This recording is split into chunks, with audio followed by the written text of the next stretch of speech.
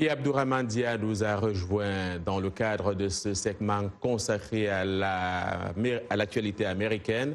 Abdourahmane Dia, bonsoir et bienvenue. Boeing est sur la sellette. Effectivement, John, bonsoir. Et les choses ont bougé rapidement ces dernières heures, il faut le dire, avec le président Trump qui annonce que tous les Boeing 737 MAX 8 et MAX 9 vont être cloués au sol. Et il faut dire que le gouvernement américain était sous pression depuis le crash du Boeing 737 MAX 8 d'Ethiopian Airlines qui a fait plus de 150 morts dimanche. Il s'agit effectivement de la deuxième catastrophe aérienne impliquant ce type d'appareil en 6 mois. La classe politique, tout comme le reste du monde, avait réagi. Et maintenant, le président Trump vient de le faire. Il l'avait fait sur Twitter hier, estimant que les appareils étaient difficiles maintenant à gérer. Et maintenant, il a pris cette décision. Je vous propose de l'écouter. A couple of other complaints. Nous avons eu un groupe très important de personnes travaillant sur les nouveaux avions 737 et nous allons émettre une ordonnance d'interdiction pour immobiliser tous les 737 MAX 8 et MAX 9 ainsi que tous les avions associés à cette ligne. J'ai parlé à la secrétaire au transport, à l'administrateur intérimaire de la FAA et à Dennis Muilenburg, le patron de Boeing. Ils seront disponibles peu de temps après notre conférence aujourd'hui et ils sont tous d'accord avec cette mesure. Tout avion de ce type, dans l'air actuellement, se dirigera vers sa destination, mais restera au sol jusqu'à nouvel ordre. Alors, Abdourahmane Dia, pourquoi les autorités américaines résistaient-elles à clouer au sol ce type d'appareil et aux appels même des autres pays? Oui, jusqu'à ce matin, seuls le Canada et les États-Unis continuaient à accepter que ces appareils volent sur leur territoire. Et ce matin, le Canada a pris la décision de suspendre tous ces appareils 737 MAX 8 et 9.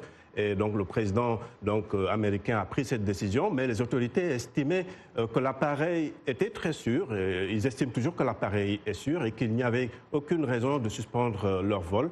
Mais certains estiment que le gouvernement ne veut pas mettre à risque le géant industriel qui emploie des milliers de personnes. Mais il faut dire, ceux qui lancent ces accusations n'ont mis aucune preuve sur la table jusqu'à présent, même si l'action bourse chute depuis lundi. Mais le président Trump vient de montrer et de répéter qu'en fait la sécurité est avant les profits. Alors, on parlait de Donald Trump, parlons de son ancien directeur de campagne, Paul Manafort, qui pourrait passer beaucoup de temps en prison. Effectivement, John. L'ex-directeur de campagne de Donald Trump, Paul Manafort, a été condamné ce mercredi à 43 mois de prison supplémentaire après une première peine de 47 mois la semaine dernière, soit au total 7 ans et demi pour des malversations débusquées dans le cadre de l'enquête russe. Mais il n'a pas été reconnu coupable, il faut le dire, de collusion avec les Russes. Et puis, une autre actualité qui domine ici aux États-Unis et qui éclabousse les universités, c'est une affaire de corruption dans les administrations. Absolument. Des procureurs fédéraux de Boston ont engagé des poursuites contre une cinquantaine de personnes, dont 9 entraîneurs actuels ou anciens, pour leur implication présumée dans un scandale de tricherie et de recrutement d'athlètes étudiants dans de prestigieuses universités américaines.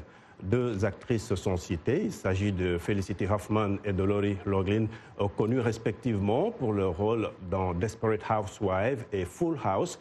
Elles font partie des 33 parents épinglés. Et selon les autorités, en échange de ces pots de vin, des entraîneurs ont convenu de prétendre que des candidats recrutés étaient des athlètes compétitifs, alors que ce n'était pas du tout le cas. Le profil athlétique de certains étudiants a été créé de toutes pièces, il faut le dire. Certains, sur les réseaux sociaux, ont dénoncé la mort de ce qu'ils appellent la méritocratie dans le système éducatif américain, John.